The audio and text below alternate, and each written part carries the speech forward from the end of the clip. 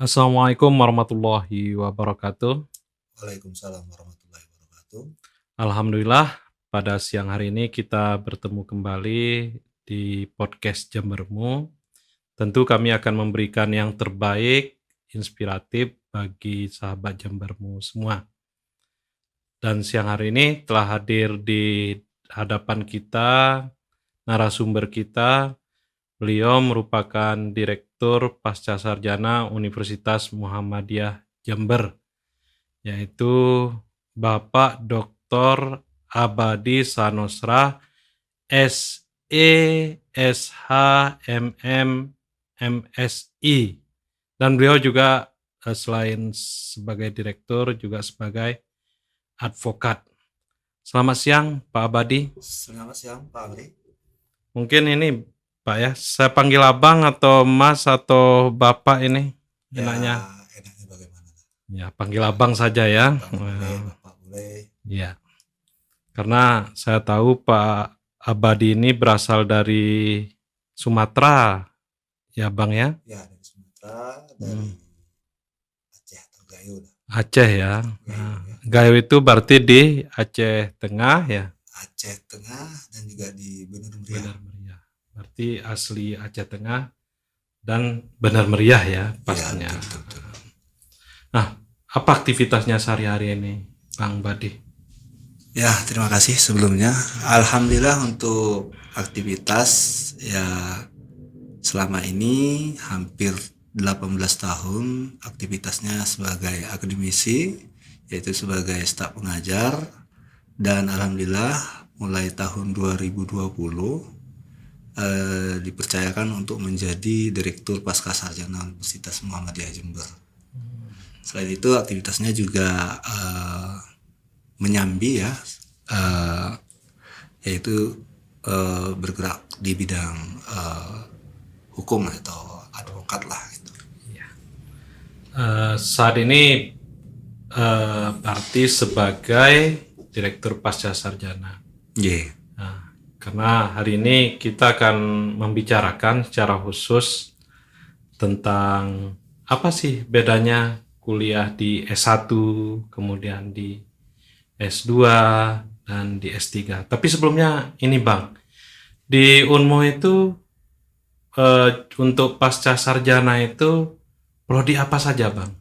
Alhamdulillah untuk saat ini prodi untuk magister ya gitu. Magister, ya, S2 itu masih satu, yaitu magister manajemen. Tapi sekarang ini kita lagi memproses untuk mengembangkan prodi baru atau membuka prodi baru yang insya Allah mungkin dalam beberapa waktu ke depan ini yang kita rencanakan itu sekitar 5 prodi baru. 5 prodi. Apa saja itu Bang? Ini yang kemarin sebetulnya sudah ada jawaban yang memang kendalanya adalah di masalah SDM ya, karena minimum harus memiliki doktor ya, Staf pengajarnya, staf pengajar yang sudah bergelar S3 untuk prodi tertentu ya, dan sekarang lagi proses persiapan untuk itu. Jadi sekitar 5 ini terdiri dari magister bahasa Inggris, magister manajemen teknologi, MMT atau ya, manajemen teknologi ya. Iya. Yang ketiga adalah agribisnis, agribisnis, pertanian ya. Selanjutnya ilmu administrasi. Kalau tidak salah itu ya. Administrasi ya. Terus FAI atau agama Islam. FAI ya. FAI. Berarti PAI-nya G. Pendidikan Agama Islam ya. Kemarin sudah mulai proses untuk persiapan, tapi itu tadi insya Allah nanti diberi kemudahan dan kelancaran untuk di SDM ini ya, di dosennya ini. Dosen ya. Mudah-mudahan nanti. Berarti harus S3 semua Bang ya, staf pengajarnya ya. Ya, sebenarnya diberi kemudahan ya. Sebelumnya aturannya itu minimum 6. Nama. Nah, Sekarang 5. Sekarang 5. Bahkan sebenarnya dari 5 itu pun 2 bisa dipinjam ya. Akan tetapi tentu prosesnya ada lagi ya yang harus kita lakukan. Nah, untuk saat ini kita lebih fokus dulu bagaimana memaksimumkan SDM yang internal karena ada proses-proses yang lagi proses pendidikan saat ini. Ya. Berarti ini tinggal menunggu waktu. Menunggu waktu, betul, menunggu waktu. Calon dosennya ini sedang S3 ya. Ya, ini dengar ini banyak yang berangkat ya. Banyak yang berangkat. S3 ya. Artinya ke depan nanti SDM kita melimpah Bang ya. Amin. Dan itu yang kita harapkan, semoga yang berangkat ini cepat kembali ya. Supaya kita itu gampang untuk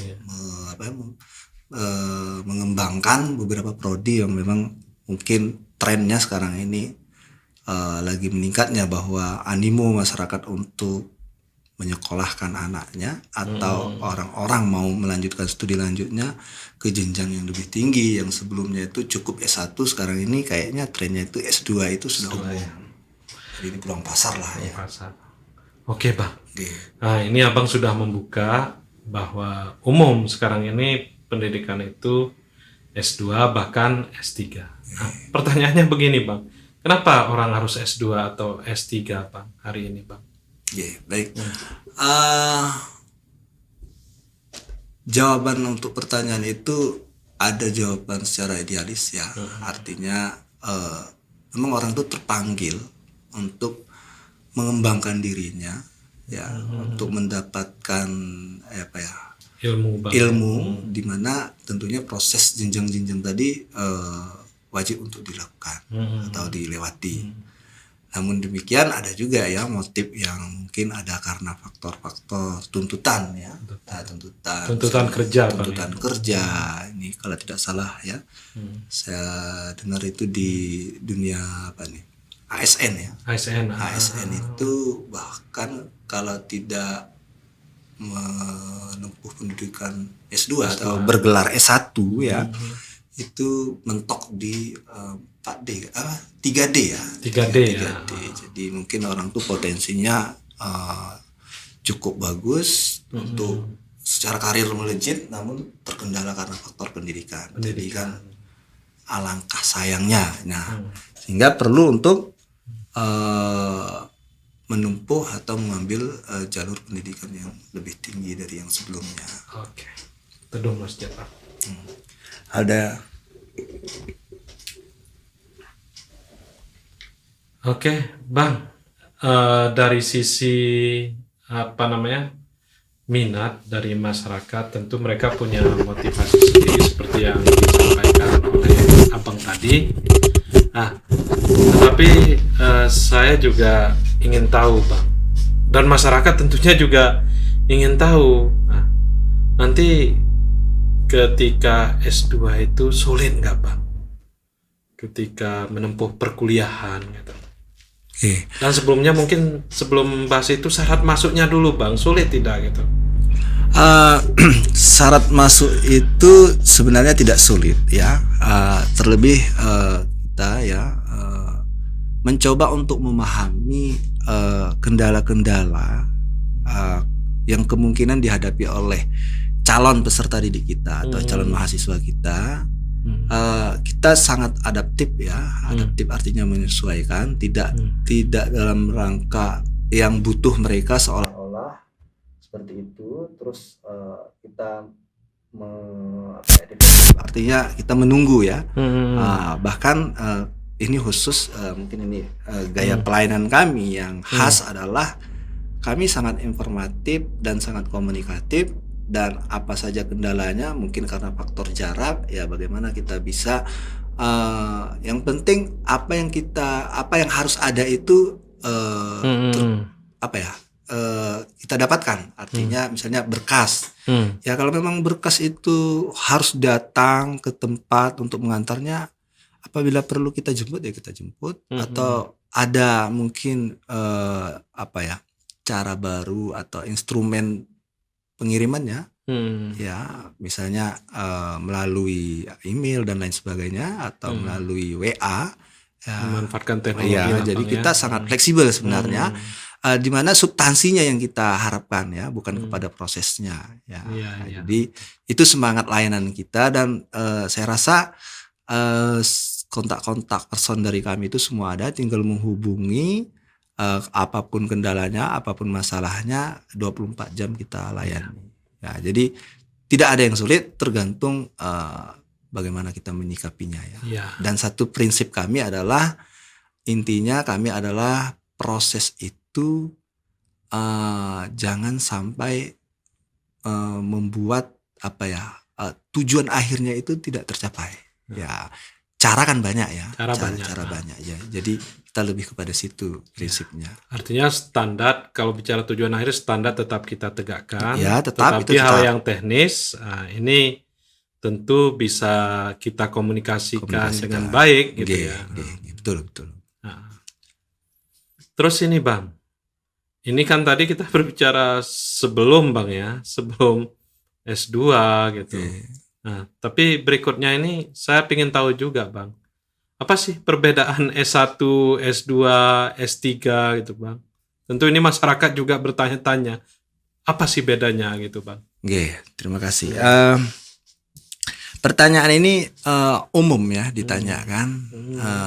Bahkan sebelum dijawab, orang yang bertanya itu sudah membuat kesimpulan sendiri ya, bahwa S2 itu pasti lebih rumit daripada S1. Artinya orang beranggapan semakin tinggi jenjang pendidikannya, maka tingkat kedalaman, keluasan dari proses akademiknya itu pasti lebih sulit. Sebenarnya standar-standar itu sudah ada ya, baik dalam standar nasional ya atau dikti, di mana ini kita menggunakan standar dulu ya, standar formal ya, bahwa output dari pendidikan yang level magister itu adalah mampu mengembangkan atau menemukan kebaruan ataupun dalam bidang keilmuan ya. Jadi dalam bidang keilmuan ataupun teknologi. Itu jadi, untuk S2 Bang, S2 ya. Namun kalau kita bandingkan dengan S3 ya hampir sama, ini redaksinya itu hampir sama. Cuma nanti bedanya adalah kedalamannya. Kedalaman dari S3 itu lebih dalam lagi. Itu secara standar. Namun jika kita lihat secara filosofis ya dari pendidikan itu, ini kita lihat dari karakteristik pendidikan, jika kan ada dua ya, pedagogik dan andragogik ya. Kita ini masuk andragogik ya. Andragogik itu artinya proses pendidikan yang peserta didiknya itu orang dewasa ya, orang dewasa, di mana perbedaan dengan pedagogik itu adalah jika pedagogik itu lebih umum mengenalkan ya, sementara andragogik itu lebih kepada bagaimana mengembangkan atau memanfaatkan dari apa yang sudah mereka kenal sebelumnya. Jadi dengan demikian di S2 ya atau magister ya, itu lebih menekankan kepada pengembangan pengetahuan yang ada, yang mereka terima di jenjang sebelumnya. Misalnya dalam konteks metodologi ya. Di metodologi penelitian mereka dikenalkan jenis-jenis penelitian dan beberapa pendekatan penelitian atau metodologinya, terus apa yang dimaksud dengan populasi, sampel, data dan lain sebagainya ya. Artinya definisi-definisi itu diberikan pada saat S1. Nah, tetapi di S2 definisi ini sudah harus bisa dioperasionalkan. Ya, sudah bisa dioperasionalkan. Nah, jadi artinya manfaat dari pengetahuan yang didapatkan di S1 ini di S2 itu sudah mulai terarah. Ya, ini secara saya pahami seperti itu ya. Terus bagaimana dengan S3? Tentunya tadi harus ada kontribusi ya, kontribusi ya. Sehingga bisa disimpulkan begini. S1 itu adalah belajar untuk mengetahui. Jadi belajar untuk tahu. Ya. Terus S2 itu adalah belajar untuk bagaimana menggunakannya. Pengetahuan itu. Ya. Ya, lebih jadi aplikatif. Jadi masih tahap cara mengaplikasikan. Cara mengaplikasikan pengetahuan tadi.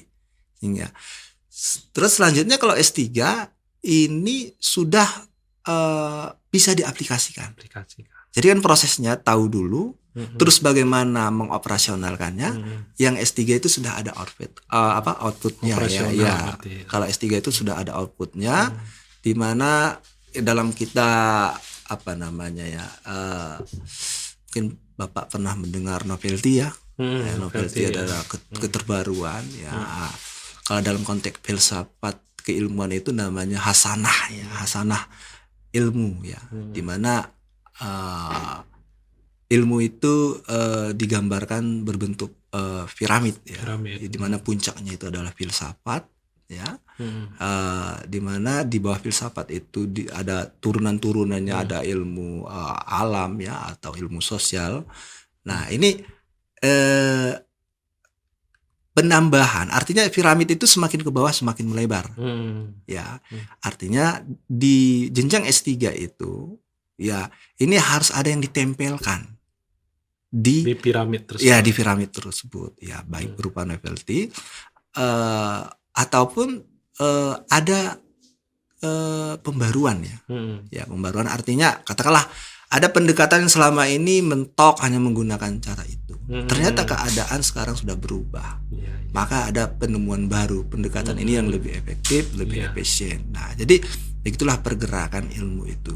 Nah, jadi kurang lebihnya seperti itu, Pak. Kemudian ini, Bang, masa tempuhnya itu lama tidak S2 atau S3 gitu dibanding dengan S1? Ya, otomatis lebih cepat ya daripada S1 dan lebih cepat juga dari S3. Jadi S2 itu kalau kita boleh bercanda ya. Kuliah seperti alam bawah sadar kita ya. Artinya kita lupa kapan masuknya, kapan tamatnya. Tahu-tahu sudah dapat gelar S2.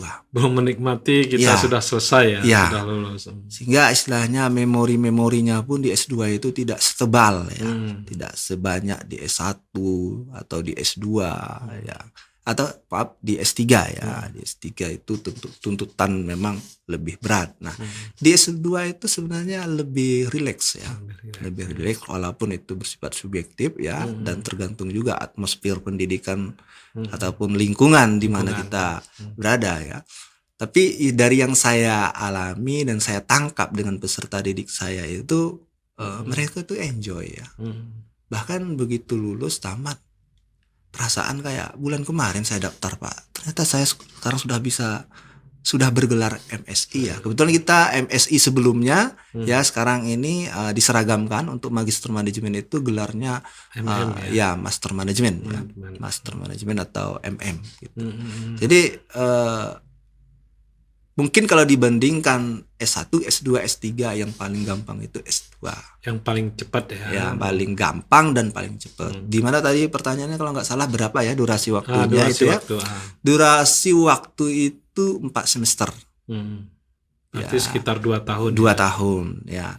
Tapi akhir-akhir ini kami mendapatkan informasi juga ada pendekatan baru dengan kurikulum MBKM ini juga bisa mengkonversi ya yang di tempat kerjanya ya, sehingga bisa mempercepat ya. Tapi kami belum menerapkan itu karena ada prosedurnya, harus terdaftar juga di Dikti kalau nggak salah ya. Ini masih tahap penjajakan, apakah bisa seperti itu atau tidak. Jadi kembali kepada motif dari mahasiswa itu tadi mungkin untuk mengembangkan wawasan, pengetahuan dan lain sebagainya. Nah, kalau misalnya hanya mengandalkan apa yang di tempat kerjanya dikonversi atau diakui itu sebagai proses dari bagian akademik ya, mungkin artinya tidak semuanya mungkin ya bisa menganggap itu adalah bagian dari yang seharusnya. Nah, jadi artinya ada peluang untuk itu, tapi kita lihat juga nanti ke pangsa pasarnya. Pangsa pasar. Gitu. Iya. Ini mungkin sebagian orang ketika belum masuk di perkuliahan atau mereka masih belum mendaftar atau mungkin nggak ada bayangan untuk mendaftar juga gitu. Itu mungkin dalam pikiran mereka S2 itu kan sulit, Bang. Kurikulumnya sulit, kemudian tugas-tugasnya juga sulit, sehingga mungkin banyak yang berpikiran ya daripada membayar kemudian juga kita diberi tugas dan kesulitan-kesulitan, lebih baik tidak melanjutkan ke jenjang S2 gitu. Itu bagaimana, Bang, aslinya? Apa memang sesulit yang dipikirkan oleh masyarakat gitu? Oke, baik. Kalau mengenai kesulitan itu tentu itu persepsi ya, persepsi dari masing-masing individu. Bahkan mungkin bagi seseorang seperti mendaki puncak gunung Everest ya, atau Himalaya itu sesuatu yang sangat sulit. Tapi bagi seseorang itu merupakan bentuk kenikmatan ya. Iya. Terutama mungkin bagi pecinta alam. Pecinta alam, ya. Justru dia kebalikan dari yang tadi mengatakan sulit, duduk-duduk saja, atau sekarang ini generasi rebahan katanya, kaum rebahan, duduk ya 1 jam ya udah gabut istilahnya deh ya, artinya gabut ya, tulangnya katanya kayak ngilu-ngilu ya. Artinya gini, ada memang standar yang itu tidak bisa ditawar-menawar. Ya, misalnya tentang kalau memang perkuliahan itu tatap muka, maka itu wajib datang. Ya, tentu memang ada persentasenya ya. Dan semua orang akan mendapatkan hadiahnya kan seperti itu ya. Semakin rajin dia datang dan mengumpulkan tugas, ya otomatis dia akan mendapatkan permennya lah gitu, atau harga atau hadiahnya rewardnya gitu. Tapi secara umum itu tadi tidak ada kesulitan yang bersifat merusak, dalam artian begini ya, mengganggu ritme dari kehidupan dari mahasiswa ini. Artinya jangan sampai berlaku prinsip atau pemikiran trade off ya. Trade off itu apa? Trade off itu tidak mungkin dalam satu momen kita bisa melakukan 2 hal. Misalnya kalau seperti saat ini saya lagi diwawancari oleh Pak Amri, nggak mungkin saat ini saya bisa mancing. Ya, artinya. Nah, artinya begitu. Mahasiswa atau calon mahasiswa pun bukan berarti begitu dia kuliah terus aktivitas sebelumnya tidak bisa dilakukan. Ya. Jadi itu bisa diatur. Diatur bukan artinya kuliahnya nggak usah, yang penting kerjanya dulu, nanti yang ini gampang lah, bukan seperti itu. Tapi kita akan mencari cara bagaimana mengatur waktu ini, ya, bagaimana mengatur waktu ini. Jadi tidak adalah yang terlikuidasi atau apa istilahnya itu ya, terbengkalai ya oleh karena menempuh S2 terus semuanya jadi buyar gitu ya. Tapi tadi kembali lagi kepada bagaimana orang mengelola dari persoalan-persoalan yang mereka hadapi ya. Dan kita cukup berpengalaman bagaimana menghayati, menyikapi dan menyesuaikan diri dengan peserta didik kita yang kebetulan kita lebih dominan ya. Ini adalah para birokrat ataupun bisnismen ya. Jadi mereka itu memang tipe-tipe orang super sibuk ya, super sibuk, dan di tengah kesibukannya tidak mungkin bisa mereka membelah diri ya, membelah diri, membelah konsentrasi ya. Tapi itulah kita ciptakan atmosfer akademik yang bagaimana ketika mereka itu bekerja tidak diganggu oleh proses akademik, tetapi bagaimana juga ketika mereka lagi proses perkuliahan tidak juga terganggu oleh proses pekerjaan di kantornya. Dan kedua-duanya berkualitas harapan kita, Bang. Alhamdulillah ya. Alhamdulillah untuk saat ini ya, mungkin saya terlalu subjektif ya.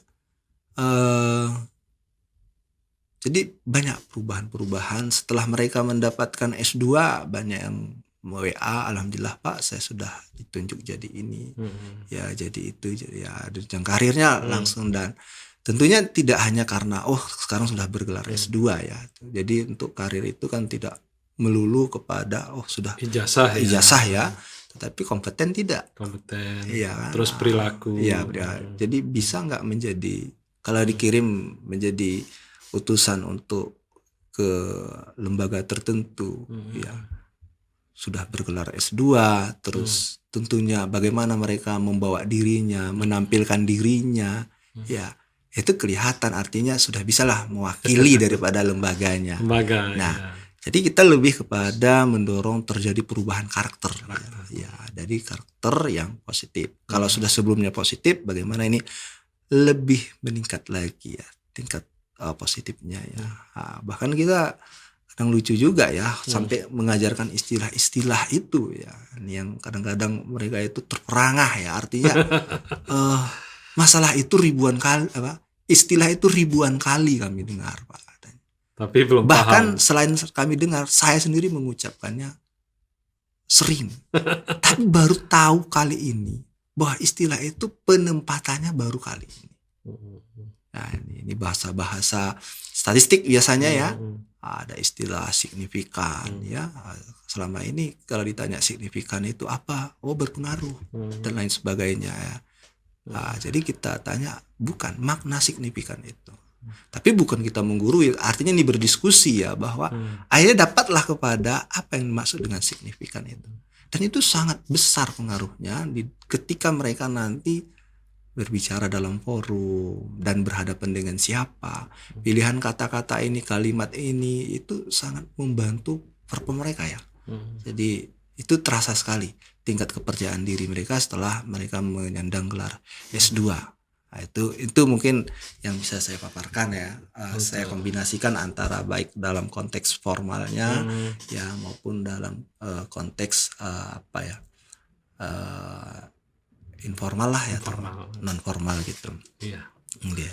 Terus ini Bang, pernah nggak Abang ini baik di S2 ya maupun S1 tidak meluluskan skripsi mahasiswa itu? Saya maaf ya, selama saya mungkin atau saya terlalu berlebihan ya, mungkin gitulah jadi bulatkan kalau 1000 bukan ya, maksudnya 1000 lulusan itu mungkin belum sampai ya. Tapi kalau mahasiswa yang saya ajar atau saya didik itu ribuan mungkin sudah. Itu belum pernah ya. Dari sekian banyaknya yang saya nggak tahu berapa yang sudah saya luluskan, mungkin antara interval 300 sampai 500 yang saya luluskan, itu belum pernah saya tidak luluskan. Mungkin saya mendahului pertanyaannya Pak Amri, kenapa Pak? Jadi begini prinsipnya. Saya memandang bahwa proses pendidikan itu adalah proses perbaikan, bukanlah proses akhir. Ya. Artinya bukan hanya hasil ya, tetapi juga by process. By process. Nah, jika mereka sudah melakukan proses itu, ya, yang relatif ya, tentunya ada yang sangat perfect ya, sempurna, ada yang macam-macam lah ya modelnya ya. Tapi tujuan kita sebagai guru dalam hal ini adalah dosen, yaitu adalah bagaimana membentuk pola pikirnya, mindsetnya, karakternya. Nah, salah satu ujian itu adalah proses ending ya, terakhir ya. Tapi bukanlah itu saya anggap 1 + 1 sama dengan 2, harus 2 dulu baru dia lulus. Ya. Tapi ketika dia melakukan proses yang banyak sekali sebelumnya, artinya gini, alangkah kejamnya saya, Hmm. anak orang ya 4 tahun kuliah, saya tentukan nasibnya hanya gara-gara faktor 1 hari, dan 1 hari itu pun mungkin hanya 2 jam. Iya. Dan di dalam 2 jam itu pun mungkin keadaan apa yang dia alami, kita tidak tahu, Iya. ya kan? Sehingga dia tidak bisa maksimal. Ya. Sementara proses dia untuk yang ke 1 hari itu, apakah yang 4 tahun ini mau kita anggap tidak pernah ada? Ya, namun dalam prosesnya perlu ada penekanan. Kanan. Kalau tidak meluluskan tidak pernah, Pak. Tapi kalau saya pressing pada saat itu mungkin ada ya. Pressing artinya pressing, tapi endingnya tetap indah gitu ya. Ya tetap lulus gitu. Ya, begitu, Pak. Oke. Karena ini by proses, Bang ya, tidak hanya by hasil. Nah, tentu proses itu ada suatu urutan-urutan, dalam arti katakanlah mereka awalnya tidak bisa. Nah, bagaimana supaya mereka menjadi bisa. Nah, dalam proses skripsi atau proses tesis. Nah, kira-kira kelemahan mahasiswa itu di mana saja itu, Pak, dalam proses menyelesaikan skripsi, menyelesaikan tesis, sehingga ada proses-proses tertentu yang mungkin yang harus mereka lewati agak panjang gitu. Baik. Rata-rata ya, kalau saya perhatikan secara umum ya, kelemahan di mahasiswa kita itu memang tingkat kefokusannya ya. Ya, kefokusannya. Dia artinya begini. Kalau mengenai keahliannya yang mereka tampilkan dalam bentuk karyanya, itu bukanlah dikarenakan faktor mereka tidak ahli atau faktor mereka tidak tahu, tapi lebih kepada tidak mau. Pengen cepat selesai, tetapi tidak mereka proses dengan baik ya. Jadi, tidak bersabar dengan proses ya. Jadi mereka ya mungkin ya karena budaya instan lah yang mungkin bagaimana selesai gitu. Nah, tapi kita kan nggak mungkin mau kalah ya dengan keadaan itu ya. Kalau itu kan berarti mereka yang mendikte kita ya. Akhirnya kita tetap mengkondisikan mereka harus seperti ini.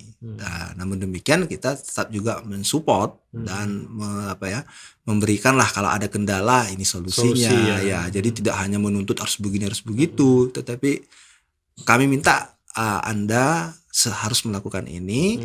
Jika ada kesulitannya ini, maka cobalah diakses ini, atau kalau tidak monggo hubungi Bapak gitu ya. Jadi dengan demikian mereka tidak merasa sendirian ya. Jadi pusingnya, lelahnya, malesnya, jadi dia tidak merasa sendirian ya. Jadi adalah tempat untuk dijadikan sebagai sandaran lah gitu ya. Nah, tapi rata-rata saya perhatikan tadi kendalanya itu bukanlah kendala teknis ya, tapi lebih kepada mindset tadi. Iya, jadi mungkin kita ini di swasta ya Pak ya, kita ini ya di swasta itu ada satu kekhasan dosen di kita ya, itu selain sebagai jadi dosen ya, tentu kita kan sebagai teladan, panutan, kita juga harus bisa menjadi motivator. Ya, motivator dalam konteks meyakinkan bahwa kalau orang bisa, orang lain bisa, dia juga bisa. Jadi ini yang selalu kita tanamkan. Tidak ada yang tidak mungkin. Tidak ada yang tidak mungkin. Ini yang selalu kita tekankan. Tinggal sekarang Anda bagaimana menyikapinya. Ya, itu dijadikan prinsip ya kepada mereka, sehingga mereka itu tantangan apapun yang mereka hadapi itu mereka itu lebih lebih siap ya, durable lah istilahnya, lebih tahan banting lah ya, ya lebih mampu ya, lebih yakin gitu. Jadi seperti itu mungkin itu Pak. Terus akhir-akhir ini kan mahasiswa itu bisa mendapatkan informasi ya dengan mudah gitu. Dibanding zaman-zaman kita dulu itu informasi itu kan agak sulit gitu. Sehingga seakan-akan mereka itu punya pengetahuan, ilmu, bahkan mereka merasa punya skill, mungkin ini dalam bayangan saya, sehingga ini hubungannya pasti berubah secara perilaku gitu. Nah, pertanyaannya begini, Bang.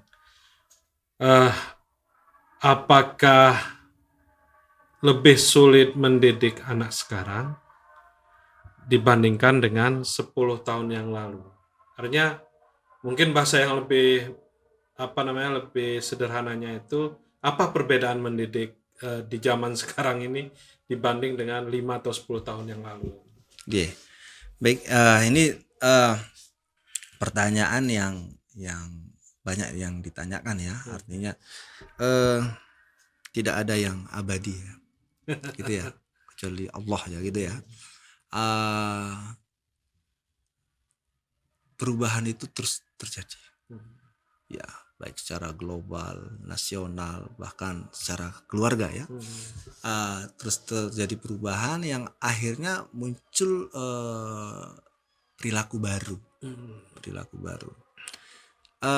Yang sangat berbeda antara generasi, sebenarnya ada perbedaan generasi X ya, ada generasi Y, terus ada generasi milenial ya, ada generasi namanya baby boom ya, atau generasi yang lahir di zaman perang ya. Kolonial. Ya, enggak di zaman perang dunia kedua. Ya, pertama dan kedua. Ya 40-an lah.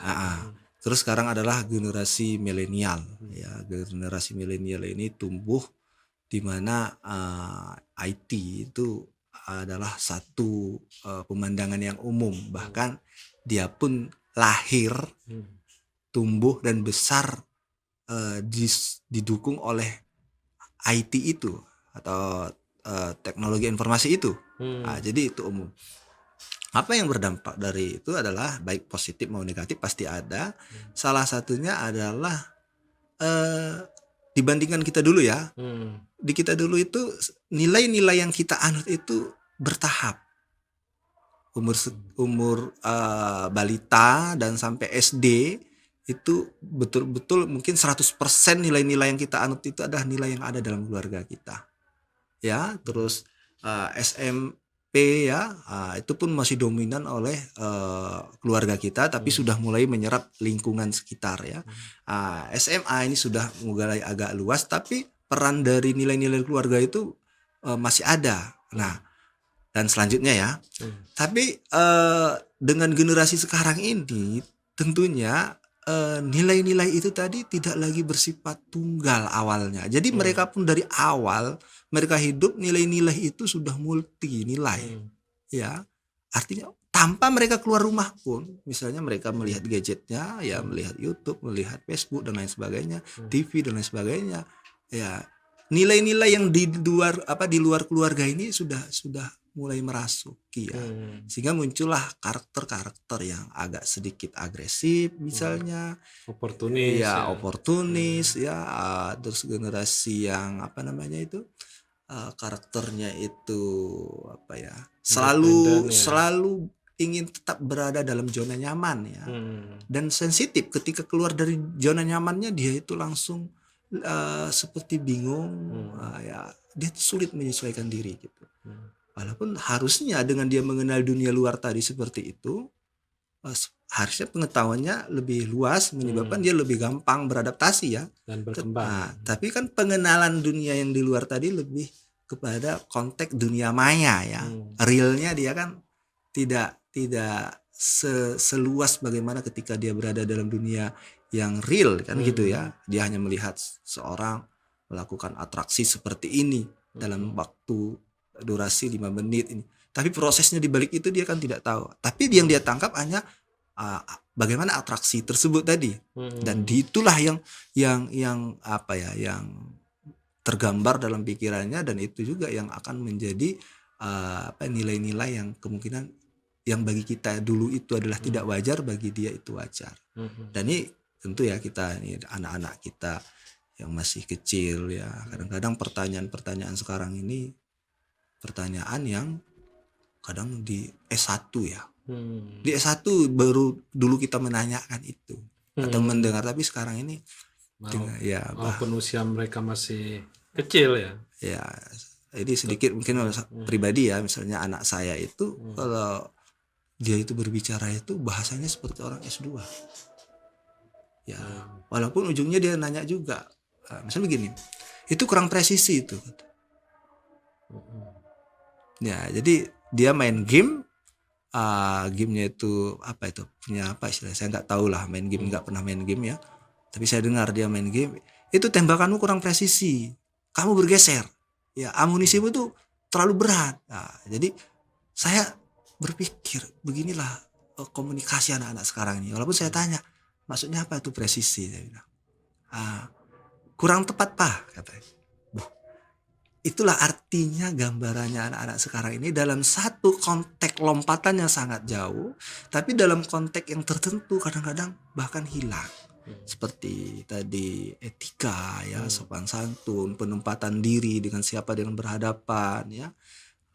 Yang tadi salah satunya yang bersifat apa tadi, oportunis ya, ketika dia butuh ya dia akan menunjukkan respeknya, tetapi ketika dia tidak butuh dia masa bodoh gitu ya. Jadi tidak ada interaksi sosial yang bersifat stabil ya, transaksi sosial yang bersifat transaksional gitu ya. Ya jadi harus ada gua dapat apa baru gua ikut kan gitu. Oke Pak. Itu terkait psikologis mahasiswa. Ini saya kembali mundur ke yang tadi Pak. Ini berbicara novelty, kebaruan itu. Biasanya kebaruan itu kalau di mahasiswa S2 itu berupa apa Pak? Apakah berupa katakanlah metode, atau apakah berupa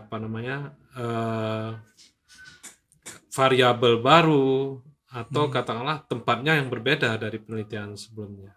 Ini bagaimana Pak? Terima kasih. Kembali lagi kepada S2 tadi ya, apa yang sebenarnya kan tadi pertanyaannya S2 itu apa sih yang didapatkan kan seperti itu, atau bagaimana proses di S2 itu? Ya, jawaban saya tadi S2 itu sebenarnya belajar meneliti kan. Belajar meneliti ya. Jadi di S1 sudah dikasih tahu ini sendok, ini gunting ya. Ini cangkul ya, ini sabit, ini timbangan dan lain sebagainya. Ini api ya, ini wajan dan lain sebagainya. Dan di S2 sekarang bagaimana menggunakan wajan dihubungkan dengan api sehingga nanti outputnya adalah masakan. Terlepas masakan ini bisa dimakan atau tidak nanti, tapi sudah bisa mengkombinasikan antara api, wajan, air dan bahan-bahan yang lainnya. Jadi di S2 itu seperti itu sebenarnya, belajar menggunakan alat yang mereka ketahui sebelumnya. Berkaitan dengan novelty, kita mendorong ya tetap untuk kalau bisa menghasilkan novelty. Nah, persepsi novelty ini atau keterbaruan ini secara umum kalau saya perhatikan ya, itu kan menganggap sesuatu yang baru. Ya, sesuatu yang baru. Pertanyaannya, bagaimana mendeteksi bahwa sesuatu itu yang baru? Ya, bagi saya itu sesuatu yang baru, misalnya seperti itu. Ternyata di Amerika 10 tahun yang lalu itu sudah umum. Pernah diteliti ya. Sehingga definisi baru itu bagaimana sih ya? Ya. Sehingga ini rancu ya, samar ya, keterbaruan ini samar. Satu, untuk betul-betul memastikan itu baru bagaimana. Sehingga kalau kami baru lebih kepada konteks ya, apakah mereka itu dalam kehidupannya itu menganggap sesuatu yang baru. Sebelumnya mereka tidak tahu, dan sekarang ini mereka tahu dan melakukan sesuatu terhadap pengetahuan itu. Berarti itu ada kebaruan. Itu secara sederhananya ya.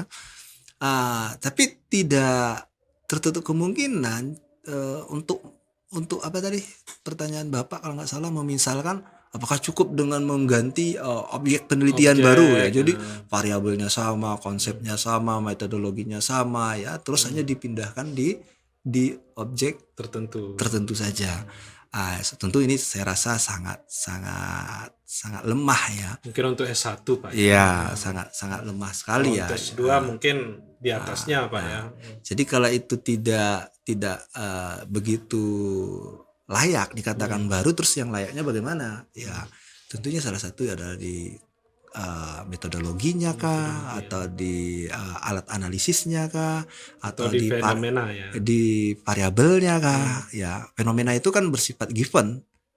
Ya, fenomena itu kan bersifat given ya. Ini di cara meneropong fenomena ini. Ya, fenomena itu kan gejala-gejala yang bisa ditangkap ya. Itu namanya fenomena ya. Itu menjadi latar belakang penelitian. Kalau nggak salah ini agak sedikit akademis ya, latar belakang penelitian itu bisa karena fenomena, bisa juga karena riset gap ya, bisa juga teori gap dan lain sebagainya. Ini sampai sekarang ini memang agak sedikit muncul perdebatan ya, walaupun sudah mulai agak kompromi ya, di mana paradigma penelitian kuantitatif, paradigma penelitian kualitatif ini melihat fenomena ini macam-macam bedanya gitu ya. Angle-nya tentu berbeda sehingga hasilnya juga berbeda. Pertanyaan yang mana yang relevan untuk menggunakan, pendekatan yang mana yang lebih relevan dan lebih realistis terhadap pengungkapan fenomena ini. Jadi seperti itu Pak. Kalau intinya tadi ya, kalau hanya pindah objek penelitian ya itu bukan keterbaruan. Itu mungkin cocok untuk S1 Pak ya. Ya bisa untuk sekedar mengenal ya. Mengenal sehingga penelitian itu kan ada prosesnya ya. Nggak ada orang langsung mahir ya. Dengan seringnya mereka menjadi berpengalaman. Butuh jam terbang ya. Ya, untuk menjadi expert itu unsur pengalaman itu dominan ya. Sekedar tahu nyetir mobil adalah setirnya diputar-putar, tapi kalau tanpa pernah mengendarai ya, ini kan ukuran putarannya berapa, ketika kiloan sekian, mulai dari titik mana kita mulai mengontrol perputaran ban atau setir, itu kan berdasarkan pengalaman. Tidak dihadapkan dengan fenomena tadi ya, sehingga mereka tidak paham secara detail. Tapi ini Pak ya, nanti hasil penelitian tetap dipersyaratkan harus disubmit atau diterbitkan oleh jurnal terakreditasi ya. Itu wajib. Jadi kan di awal kita sudah ada beberapa hal yang tidak bisa ditawar-menawar karena itu bersifat standar ya. Ya standar atau wajib lah ya. Tapi ada beberapa yang bisa disesuaikan lah ya. Nah, kalau itu ada sudah standarnya dan kita kan diminta oleh Dikti untuk melampaui ya, melampaui standar Dikti itu ya. Jadi berarti diminta untuk melampaui, di bawah itu berarti kan tidak boleh lagi ditawar-menawar ya. Jadi kita tetap melakukan publish ya untuk artikel ilmiahnya ini. Bahkan sekarang kita mendorong output dari penelitiannya itu tidak hanya berupa artikel yang dipublish jurnal atau ikut diseminarkan, tapi kita juga kalau bisa ya minta untuk didaftarkan hakinya itu. Jadi akhirnya produknya itu lebih diakui lah gitu ya. Itu juga semacam untuk memvalidasi Pak ya. Dan quality control tentunya. Baik ya itu jadi lebih nyata lah ya. Lebih nyata. Jangan hanya sekedar tunai lah ya, tapi ketunaian tersebut ada manfaatnya karena memang ini masing-masing lembaga kalau kita perhatikan wajib di badan pengindeks ini ya kan gitu ya. Status jurnal itu ada macam-macam ya, bereputasi, terus ada berindeks nasional, internasional ya. Kita masih menekankan minimum nasional. Terakreditasi Itu Sinta 5 paling rendah ya. Sinta 5. Berarti kalau bisa Sinta 4, 3, 2, 1. Ya, bahkan kalau bisa baik. Scopus dan bisa Q1 Nah, ya itu lebih baik lagi. Lebih baik lagi. Ya. Jadi jangan nanti gara-gara kita tekan untuk harus di tingkat tertentu dan wajib kita ada menyebabkan tadi beban ya. Sehingga itu tadilah kuliah 2 tahun berdarah-darah hanya karena tidak diterima di publisher ya. Terus ambiar ya semuanya. Jadi kan dolim ya gitu ya. Jolim kita itu. Gitu. Itu ada pertimbangan-pertimbangan khusus ya. Ya, unsur kemanusiaannya juga penting gitu ya. Terus ini Pak, kalau tadi kan saya menanyakan siapa saja yang boleh Pak. Itu berarti kan berbicara apa namanya? Saya ingin tahu siapa saja yang boleh pendaftar. Tapi saya juga ingin tahu selama ini dari mana saja Pak mahasiswanya berasal Pak. Baik instansi maupun apa namanya? Mungkin minatnya gitu atau pekerjaannya di luar gitu Pak. Oke. Tiap tahun beda ini ya. Ya, artinya tiap tahun tiap penerimaan mahasiswa baru dan kebetulan kita 2 kali ya setahun menerima. Oh 2 kali. Ya, jadi berarti ada tiap semester ya. Tiap semester karena kalau nggak salah aturannya itu ya kecuali untuk S1. Jadi D3 dan S2, S3 itu bisa 2 kali dalam setahun ya. Kecuali S1 tidak boleh menerima mahasiswa ada semester ganjil dan ada semester genap. Nah, jadi kita 2 kali. Nah, jika dikaitkan dengan pertanyaan tadi, memang kita lebih banyak birokrat ya. Birokrat tadi, dominan birokrat, dan level keduanya itu adalah businessman ya. Businessman. Dan tiap tahun kadang-kadang beda dominasinya ya. Di tahun ini lebih banyak dari kalangan praktisi ekonomi lah ya atau businessman dibandingkan birokrat. Karena begini, ini umum ya, kita orang Indonesia itu kekeluargaannya kuat ya. Ya, jadi satu kuliah, yang lain juga ikut kuliah. Iya, itu biasanya gitu ya. Jadi efek halunya itu ya dan merasa nyaman mungkin. Jadi ketemu ya, dengar-dengar sampean kuliah ya. Ya wis lah sekalian biar aku pun ada teman kan gitu. Jadi biasanya itu geng gitu ya. Geng. Geng ya, artinya geng lah bahasa saya geng ya gitu ya. Ternyata ini dengan ini berteman dan saya sarankan pun seperti itu memang. Kenapa? Supaya lebih indah lah ya. Mungkin biar ada teman untuk berdiskusi. Iya itu ya. Dan dari skala geografis ya, skala geografis memang kebanyakan kita adalah Kersidenan Besuki ya. Tapi yang dominan itu justru kita itu Banyuwangi dengan Bondowoso. Ya, itu dominan itu ya. Ada akhir-akhir ini memang dari luar dan ada yang cukup unik itu bahkan sudah numpuh S2 di UGM sudah selesai. Sudah pernah selesai ya. Dan beliau ini sudah bekerja di BUMN dan itu di kawasan Jawa Barat, tapi numpuh S2 di kita lagi. Saya tanya, loh, apa kan dari UGM Pak? Bilang, ya. Dengan ini prodi yang sama? Beda. Mungkin itu Pak motivasinya. Ya, jadi beda, tapi dia sudah master ya, udah master dia di UGM, S1 apa S2-nya di UGM. Habis itu artinya gini, menurut saya gini lah. Kalau dia di Jember, menurut saya boleh jadilah gitu ya. Ini enggak, dia dari Jawa Barat. Dari Jawa Barat ya, dia ke sini apa sih motivasinya? Saya tidak mengungkap motivasinya ya. Ya, ini bersifat pribadi, tapi kami juga memiliki skala nasional lah gitu ya. Ada juga yang dari NTT itu, dari Flores ya. Kemarin itu dengan adanya diizinkannya kuliah jarak jauh karena COVID ya. Pandemi. Ya, bukan perkuliahan jarak jauh, artinya proses perkuliahan itu bisa online sehingga kan itu memungkinkan. Tapi sekarang kan COVID sudah mulai normal, COVID sudah mulai normal menyebabkan proses akademik itu kembali lagi seperti semula, harus tatap muka. Kecuali untuk program ya PPJ namanya itu ya, jarak jauh kita belum memiliki izin untuk itu. Harus ada izinnya itu.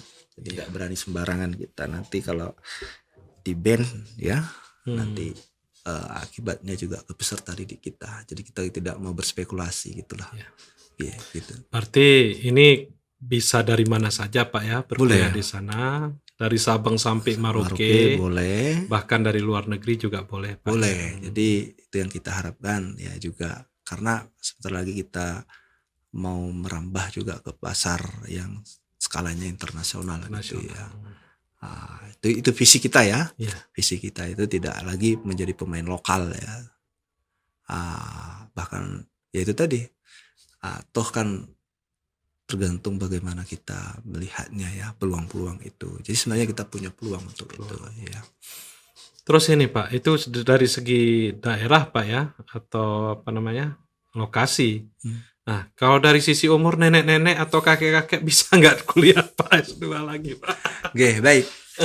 Ini unik ya. Unik ya. Dan itu ada yang sudah pensiun. Kuliah lagi. Saya tidak usah sebutkan namanya, tapi kalau beliau itu mendengar udah tahu mungkin maksud saya ya. Tapi saya sangat salut dengan Bapak itu ya. Dan Bapak ini artinya secara ekonomi beliau itu sudah apa ya, sudah selesai mapan, ya, sudah mapan lah ya. Terus pernah menjabat di posisi strategis lah ya. Terus apa motivasinya ya? Dia jawab ya, tapi itu tidak usah saya jawab ya. Artinya ada, dan itu sudah pensiun. Kalau nggak salah umurnya pada saat itu sudah 63 kalau nggak salah. 63 ya. 63 itu. Itu artinya berarti untuk kuliah tidak dibatasi umur Bang. Tidak ada dibatasi umur ya. Belum ada lah saya membaca aturan ya untuk membatasi umur. Hanya dibatasi syarat untuk menempuh jenjang S2 harus menyelesaikan jenjang S1. Dibuktikan dengan melampirkan ijazah. Ya, itu kan buktinya berarti dia sudah menempuh S1. Ya antar jurusan gitu ya, antar jurusan itu umum ya. Bahkan sekarang ini dengan program Kementerian Pendidikan sekarang ini, bahwa keahlian itu tidaklah bersifat yang spesialis ya kalau nggak salah ya. Artinya untuk membuat satu produk tidaklah hanya dilakukan atau dibuat oleh seseorang yang hanya punya ilmu itu sendiri. Jadi ada kombinasi. Ada kolaborasi ya. Jadi tidak dulu kita masih konsep linearitas itu ya, dulu ya. Sekarang kolaborasi ya. Jadi ini mungkin kembali lagi dengan konsep para ilmuwan klasik ya. Klasik dulu kan, dia ahli filsafat, dia ahli ekonomi, ahli hukum dan ahli sebagainya, itu mungkin kembali lagi ke situ. Bahkan ahli fisika ya. Iya, kalau kita lihat ilmuwan muslim itu ya, dia dokter, ya spesialis mata itu siapa itu? Ibnu Razi apa itu? Razi ya. Ibnu Razi, dia juga astronom kalau nggak salah, astronom dan lain sebagainya ya. Jadi tidak ada lah. Kembali lagi pertanyaan tadi, tidak ada batasan umur, hanya tadi sudah menempuh jenjang S1. Yang tidak boleh berarti yang tidak punya ijazah. Ya, yang tidak S1. punya ijazah. Dan satu perlu saya klarifikasi kesempatan ini Pak. Jadi jangan nanti terpengaruh oleh isu-isu di luar. Kuliah di lembaga kita itu cukup bayar SPP. Itu utopia ya istilahnya. Keliru ya. Artinya itu bayangan-bayangan yang tidak mungkin terrealisasi lah. Di kita itu standar terjaga ya. Standar terjaga. Yang bedanya cuma di proses misalnya. Artinya yang tidak substantif ya. Itu bisa kita selesaikan dengan diskusi. Tapi yang substantif dan standar itu tetap itu nggak bisa ditawar-menawar ya. Karena kita akan menjalankan amanah undang-undang ya. Dan menjaga kualitas. Dan background kita ini kita di Muhammadiyah memang kita mengutamakan kualitas. Ya, background kita khususnya bagaimana menghasilkan generasi atau manusia-manusia yang memiliki pengetahuan, keilmuan dan pengetahuan. Makanya yang pertama yang digaungkan itu adalah lembaga pendidikan, ya kan? Dan kan sangat dosa sekali kita ya mengkhianati ya cita-cita daripada pendahulu kita untuk mendirikan lembaga pendidikan ya. Bahkan kalau saya lihat, saya kadang-kadang mikir bagaimana tokoh-tokoh kita dulu itu ya, tokoh Muhammadiyah itu mendirikan sekolah di hutan. Mungkin kalau di Jawa ini nggak buktinya udah nggak. Ya, kita mungkin bisa ini Bang, bisa kembali ke perjuangan Kiai Haji Ahmad Dahlan ya. Yang penting ada teras rumah, walaupun siswanya belum ada. Dia itu sudah mendeklarasikan akan berdiri sekolah Muhammadiyah. Ya, itu lah. Saya pernah melihat, ini merinding saya ya, di Aceh itu ada kawasan yang ada di situ dari populasi penduduk, jarak tempuh, dan itu sudah ada sekolah Muhammadiyah. Ya. Yang sekarang ini hilang karena tidak lagi karena guru-guru yang banyak ngajar itu adalah guru dari alumni yang itu tadi, terus muncullah sekolah negeri di sana, terus minat untuk ke sana jadi karena populasinya sedikit akhirnya berkurang. Tapi saya melihat ke belakang. Saya untuk menikmati apa yang ada ya. Ini sudah ada, tinggal menikmati, saya nggak bisa. Sementara pendahulu kita itu mengawali dari sesuatu yang tidak ada. Yang tadi kata Bapak tadi atau cukup di teras gitu kan gitu. Kalau ada teras sudah jadilah itu kan. Jadi itu standar itu kita itu mudah menjadi insting kita lah ya bahwa ada standar pendidikan itu tidak boleh ditaruh. Hanya kita tetap berjuang Pak ya, Bang ya. Ya berjuang untuk melanjutkan semangat itu. Baik Bang, ini sudah banyak yang kita diskusikan. Sehingga mungkin kita akan diskusi untuk tema yang lain di waktu berikutnya. Terima kasih sudah hadir di podcast Jembermu. Jangan bosan-bosan. Sering-sering diundang. Ya. Siap. Kita siap. Tempur, ini kita akan sering berbicara masalah akademik Bang ya. Khususnya untuk pendidikan di tingkat lanjut ya, S2 atau S3. Terima kasih banyak Bang. Sama-sama. Wassalamualaikum warahmatullahi wabarakatuh. Waalaikumsalam warahmatullahi wabarakatuh.